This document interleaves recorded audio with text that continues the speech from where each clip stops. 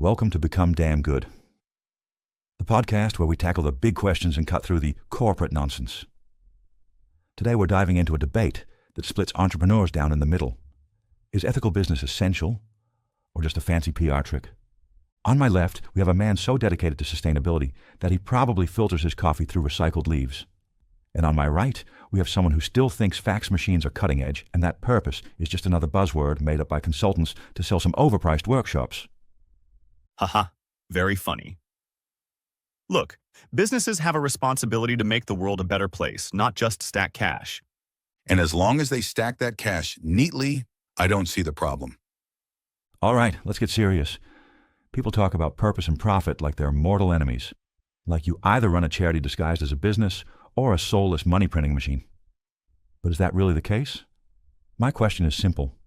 Does a company need a higher purpose, or is that just a hype?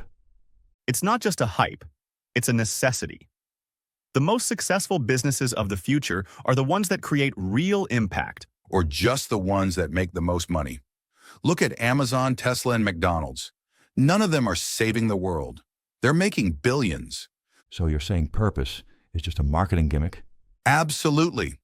Businesses with a purpose are just using feel-good marketing to justify charging you more. Buy our eco-friendly toothbrush because we plant a tree for every purchase? Right. But how much CO2 did it take to ship that bamboo from China? That's peak cynicism. People want to work for and buy from companies that stand for something. Look at Patagonia, Tony's Chocolonely, and Tesla. They're successful because they make a difference. Yeah, right. Because selling jackets for $400 to people who think consuming less means buying expensive things is really saving the planet. Okay, strong views on both sides. Jack says purpose is fake, just smoke and mirrors. Ethan says purpose is the secret to success. But let's zoom out for a second.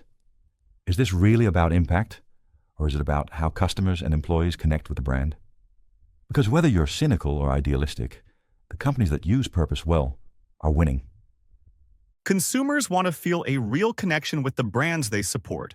No, consumers just don't want to buy crap. And if that happens to be sustainable, fine. But that's not the main driver. That's an interesting point. But let's break this down. Companies that only focus on making money with no story. Why would people work for them? And companies that focus only on impact with no profit. How do they even survive? But let's get deeper into it. Ethan says that purpose is essential. Jack says it's just expensive branding. But let's get practical. Can a company survive without a purpose? Or is it just another nice to have? Of course it can survive. Look at Coca-Cola. Their purpose is making sugar water addictive. They're not curing diseases, yet they've been printing cash for over a century. You're completely missing the point. Companies like Coca-Cola do have a purpose. It's just a terrible one. And even they are being forced to change because consumers demand ethical responsibility. You don't get to just sell sugar water anymore. You have to justify your existence. Oh, please, that's a PR spin. Justify your existence? No company is obligated to save the world. They exist to serve demand. That's it. You don't see people demanding ethically sourced concrete when they're building highways, do you? Hold on. Ethan, you say companies must have a higher purpose. Jack, you say profit is king. But what about companies that figured out that profit and purpose can work together? Ever heard of Unilever? Their CEO literally said, brands with purpose grow, brands without purpose fade. Exactly. Look at Dove's Real Beauty campaign. It wasn't just an advertising campaign. It created a movement that made women feel empowered. And guess what? It worked. Massive brand growth, loyal customers, and a social impact. Sure. And then the same company sells Axe body spray, which basically tells men, spray this and women will throw themselves at you. So much for their ethics. See, purpose is just another marketing angle. Jack, let's say you start a new company tomorrow. You want top talent. Do you really think people will get excited about let's maximize shareholder value? Or do they want something to believe in? They want a paycheck, Ben. The purpose is paying their mortgage. That's outdated thinking. Younger generations like Millennials and Gen Z choose where they work based on values, not just salary. If your company doesn't stand for something, you'll lose talent to competitors that do. And that's exactly the shift we're seeing. A company with a strong sense of purpose attracts loyal customers and engaged employees. Without that, you're just another option in a crowded market. Fine. So if I put a slogan on my website that says, "We care about the environment," will my business magically grow? Not if it's empty. That's called greenwashing. The point is, real purpose isn't just a slogan. It shapes the culture, the decisions, and how people experience your brand. If you fake it, people will see right through it. Exactly. Purpose isn't just PR, it's strategy. Now we're getting somewhere.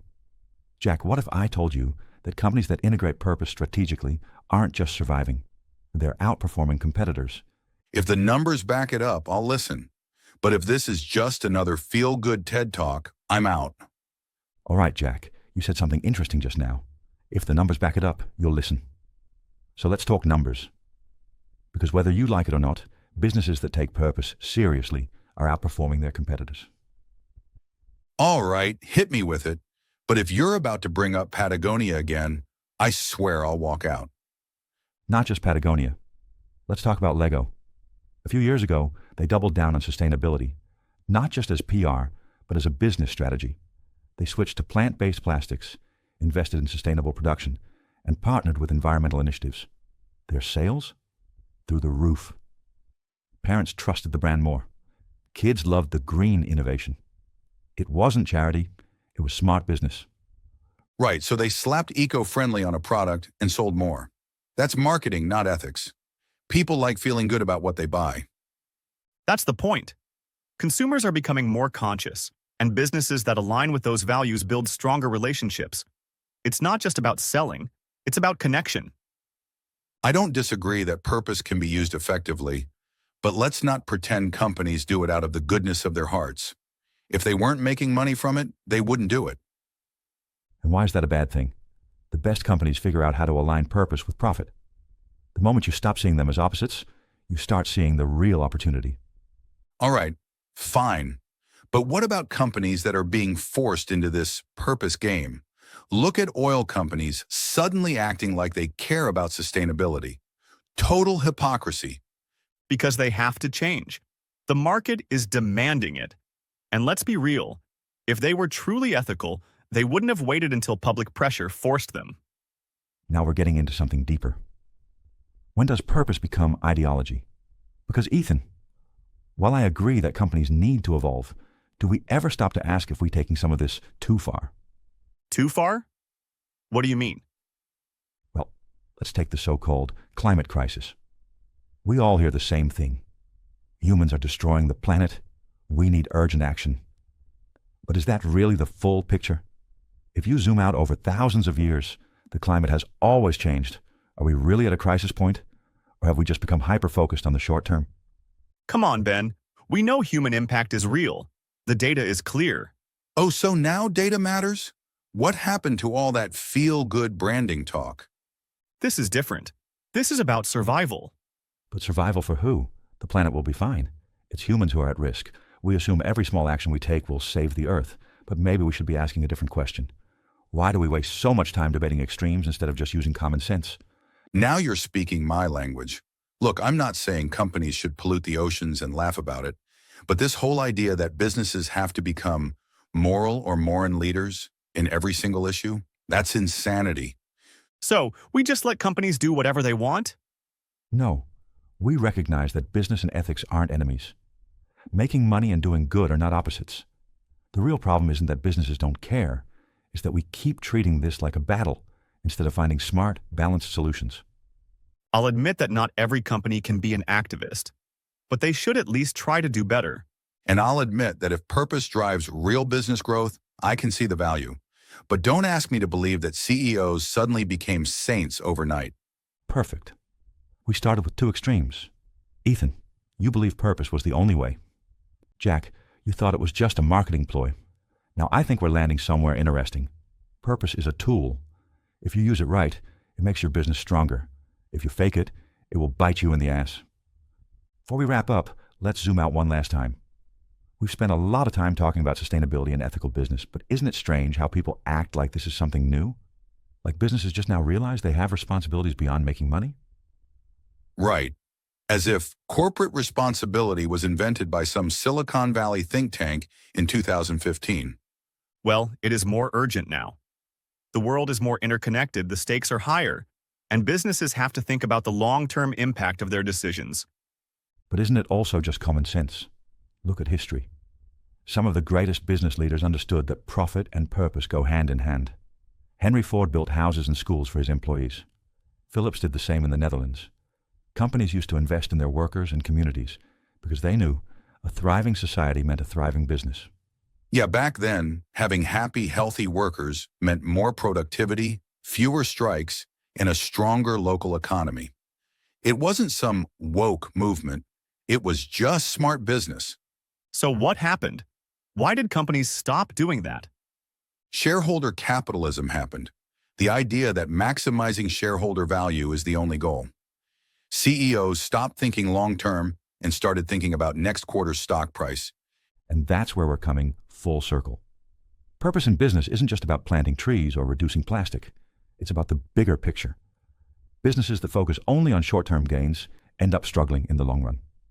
The best companies, past and present, understand that taking care of people and the environment with common sense isn't just nice to have.